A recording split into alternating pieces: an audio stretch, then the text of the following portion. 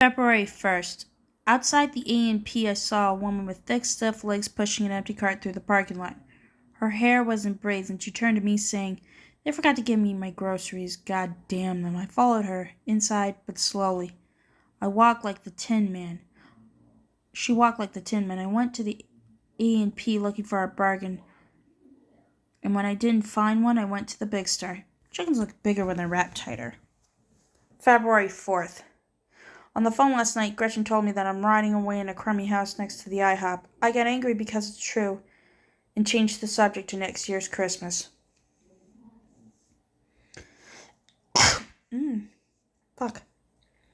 February 5th. This morning I stepped on a nail. Afterward, I had to literally pry my foot. It was all the way up to the board. Now my foot is swollen and it hurts to walk across the room. On the bright side, it's taken my mind off my inflamed penis.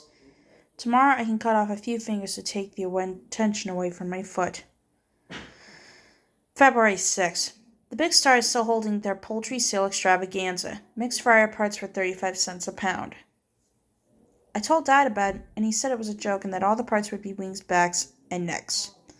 He was almost right. They also threw in some hearts and livers. I thought I'd never fall asleep last night. My foot was throbbing. The rescue mission gives crutches to people who are temporarily handicapped on the condition that you return them later, so I went with Margaret and got a pair. Then I tied them to my bike handles and rode to the library. Crutches are a real drag, but I like having people open doors for me. February 9th. My burning penis is not syphilis nor gonorrhea, but just some kind of bladder infection. That's the good news. The bad is they finally cut off my gas.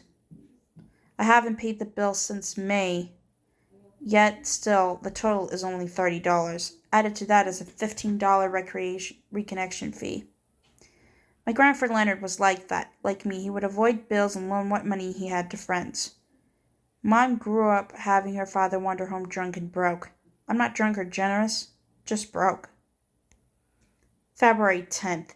After a 4-day weekend, I returned to work and was hit in the head by a brick. I was under a house lying on my back and stapling insulation to the floor joists above me. The brick was loose and it landed on my eyebrow, taking a number of hairs and leaving a lump, which I sort of like because it makes me look tough. In the afternoon, I helped a guy named Pat carry furniture. It annoys me when someone assumes he's stronger than me and calls for a third set of hands to help. I'm not a physically weak person, just uncoordinated. Pat is a real chatterbox. While moving stuff, I learned he has 9 brothers and sisters. He is from Wisconsin. Once he had a rod stuck up his dick to search for scar tissue.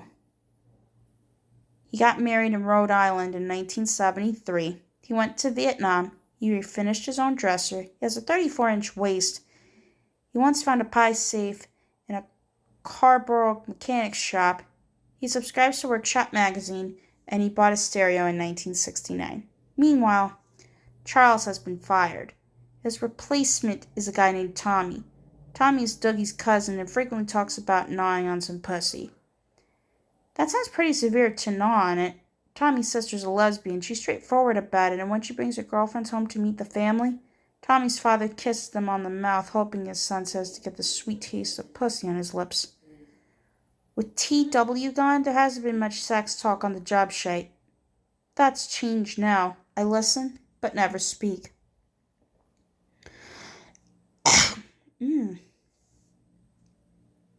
Driving home from Greek class, we passed a weaving drunk on the street. That man lives in my apartment complex and asked me once to go with him to Charade's lounge for a drink, Lisa told me. She lit a cigarette. I would have gone if I'd known that's certain he was going to pay. February 11th. Mrs. Ewing was at home this afternoon. She works as a maid for a car dealer and is insurance-selling wife. Her daughter-in-law chose to paint for the exterior of the house, and luckily, she likes it. Now, I'm a lady and I like lady colors. She said, I like me some pink and yellow. Mrs. Ewing begins stories with the line, you won't believe this, but one time, her son was in Vietnam and has had several nervous breakdowns since returning home. It's hard for him to find a job once they learned he's been in a nerve center, she said. Again today, When it was time for her to leave, she said, "I'm gone." And she was.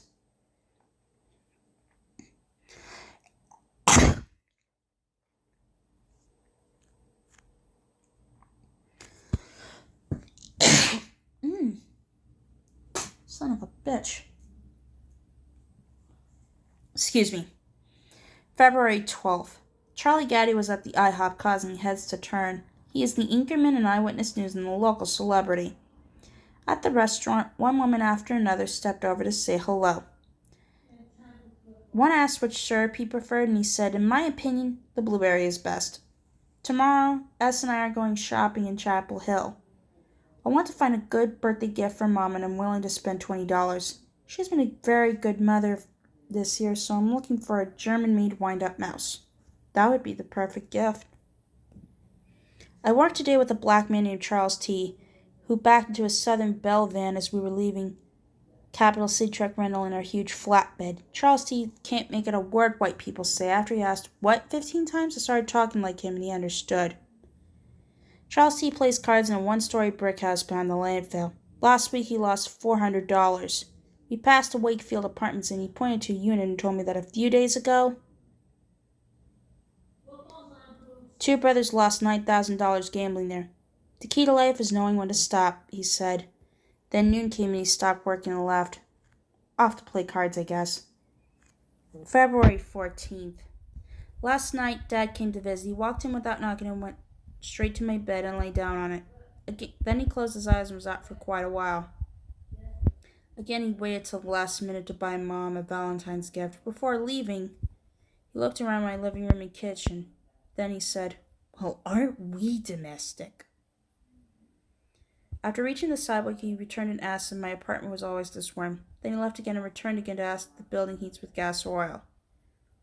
When I was in high school, Dad would sometimes come into my room and lie on my bed. Sometimes he talked, but most often he was silent.